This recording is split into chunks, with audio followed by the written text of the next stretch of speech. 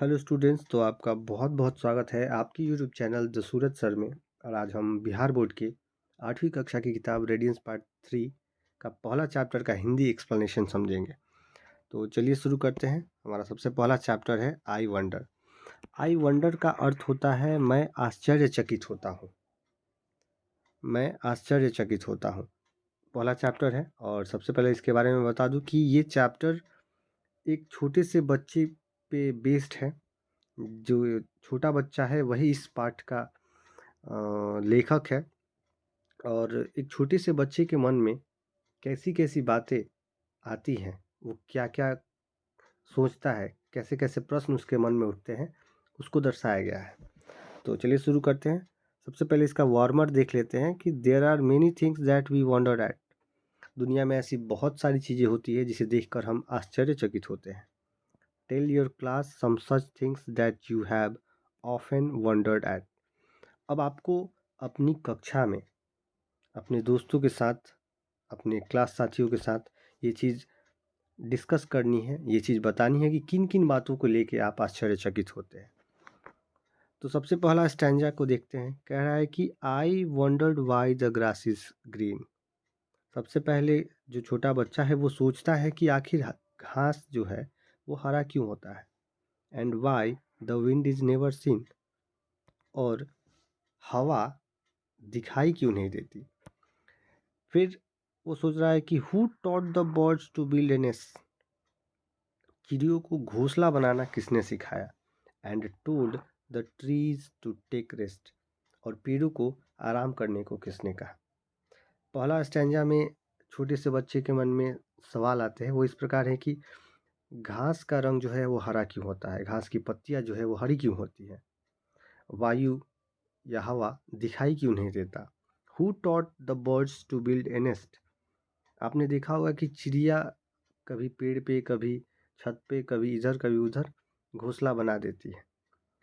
लेकिन सोचने वाली बात यह है कि उसको आखिर घोंसला बनाना सिखाया किसने। ये सवाल जो है उस छोटे से बच्चे के मन में आ रही है। उसके बाद वो सोच रहा है कि पेड़ हमेशा एक जगह खड़ा रहता है, ऐसा लगता है मानो वो आराम कर रहा हो। तो आखिर उसे आराम करने के लिए कहा किसने।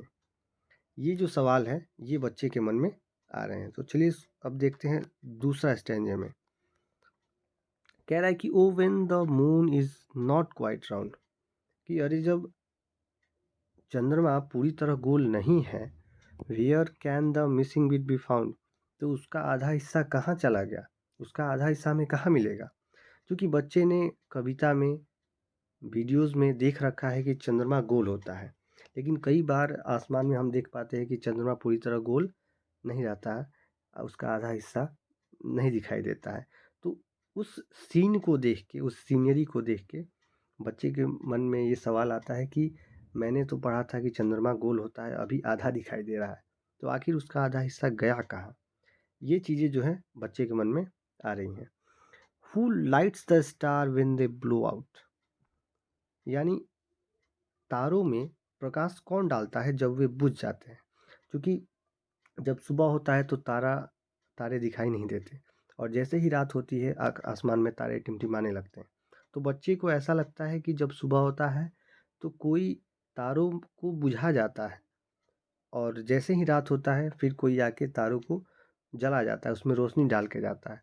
तो बच्चा ये पूछ रहा है कि जब तारे रात को निकलते हैं तो कौन उसको जला जाता है, कौन उसमें रोशनी भर जाता है। And makes the lightning flash about. और जब बारिश के दिनों में आसमान में बादल गरजते हैं तो उनमें से निकलने वाली रोशनी को कौन चमकाता है। Who paints the rainbow in the sky. बरसात में आपने देखा होगा कि कई बार हमें इंद्रधनुष दिखाई देता है।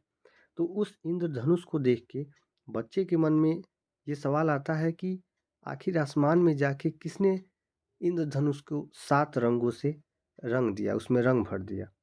And hang the fluffy cloud so high. और इतने ऊंचे आसमान में किसने बादलों को जाके लटकाया। तो ऐसी ऐसी बातें छोटे से बच्चे के मन में, यानी कवि के मन में आती हैं। फिर लास्ट में वो कहता है कि why is it now do you suppose.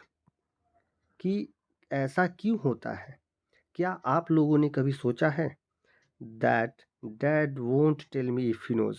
और कई बार जब बच्चा इन सारी बातों को अपने पिता से पूछता है तो पिता के पास भी इसका उत्तर नहीं रहता है। तो कह रहा है कि क्या आपने कभी सोचा है कि ऐसा क्यों होता है। तो बेशक ये सोचने वाली बात है, लेकिन बच्चों के मन में ऐसी कई सवाल उठते रहते हैं। तो इसी के साथ इस वीडियो को हम यहीं एंड करेंगे। लेकिन अगर आपको ये वीडियो फ़ायदेमंद लगी हो तो ज़रूर इसको शेयर करें। धन्यवाद।